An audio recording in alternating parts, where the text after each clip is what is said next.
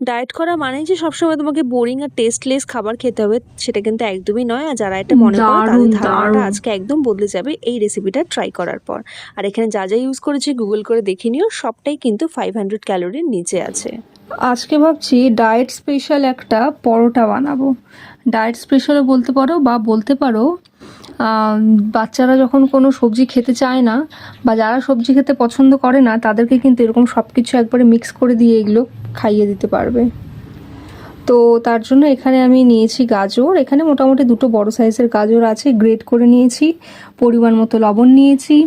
এই সাইডে আছে খানিকটা দই, আর এখানে আছে আদা, রসুন, পেঁয়াজ, লঙ্কা কুচি করা, আর এখানে আছে আরও 2টো কাঁচা লঙ্কা, একটা শুকনো লঙ্কা, এখানে আছে হচ্ছে কালো জিরে, কারি পাতা, ধনিয়া বা ধনে গুঁড়ো, এখানে 4 চামচ করে আছে, 4 চামচ ওটস, 4 চামচ চিড়ে, 4 চামচ হচ্ছে চালের গুঁড়ো, আর এখানে আছে ওই 1 চামচের মতো জিরে গুঁড়ো।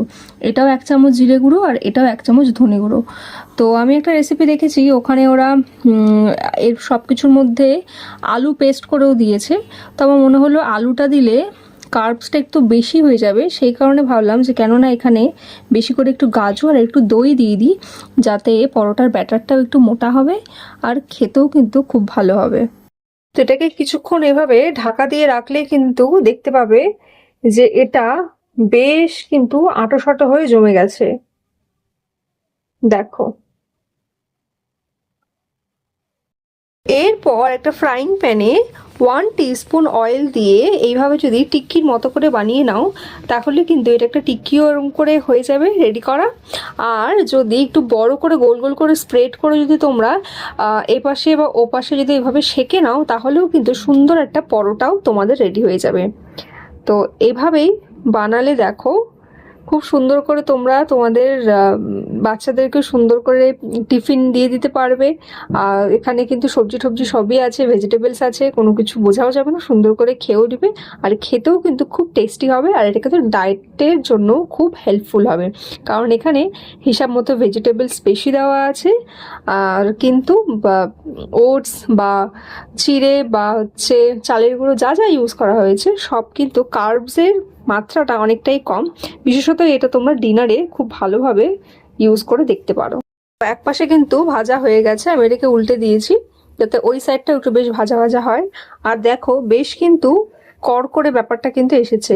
তো চলো যতক্ষণে এটা হচ্ছে এটার সাথে রায়তাটা আমি বানিয়ে নিচ্ছি।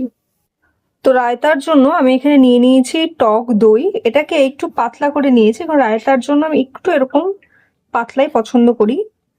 আর এখানে দিয়ে দেবো লবণ, আর দিয়ে দেবো অল্প একটু মিট মশলা। তোমরা হয়তো দেখে ভাববে যে বাবা রায়তার মধ্যে মিট মশলা, এটা খেতে কেমন লাগবে, বাট ট্রাস্ট মি, তোমরা একদিন ট্রাই করে দেখো, তারপরে বলো, সত্যিই দারুণ লাগে, একটা অন্যরকম বেশ একটা ফ্লেভার আসে। তো এখানে মিট মশলা দেওয়া হয়েছে, আর দিয়ে দেবো যতটা লাগে লবণ, আর শসা আর টমেটো, আর দেবো অল্প একটু এরকম গোলমরিচের গুঁড়ো।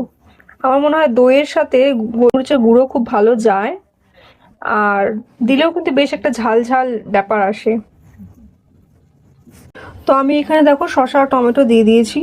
সত্যি বলছি দইয়ের মধ্যে অল্প একটু গোলমরিচের গুঁড়ো, লবণ, মিট মশলা, শসা আর টমেটো এতটুকু দিয়ে, আর একটু যদি ঝাল আরও বেশি পছন্দ হয় তাহলে একটু কাঁচা লঙ্কা কুচিয়ে দিতে পারো, কুচনো কাঁচা লঙ্কা। আমিও তাই দিয়েছি কারণ আমার ঝালটা খেতে একটু ভালোই লাগে। এগুলো সব কটা মিক্স করে রায়তাটা যা হয় মানে দারুণ হয়, তোমরা ট্রাই করলে বুঝতে পারবে। সম্পূর্ণটা হয়ে গেলে এইভাবে থালার মধ্যে সাজিয়ে নিয়ে করে নাও তোমাদের ডিনার।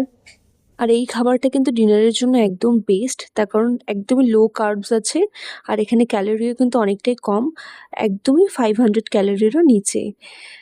তো জানিও এই ভিডিওটা তোমাদের কেমন লাগলো, আর অবশ্যই বাড়িতে একবার ট্রাই করে দেখো, সত্যি দারুণ লাগবে খেতে, একদমই বোরিং লাগবে না। যারা ডায়েট করো তাদেরও ভালো লাগবে বা তাদের বাচ্চাদেরও ভালো লাগবে।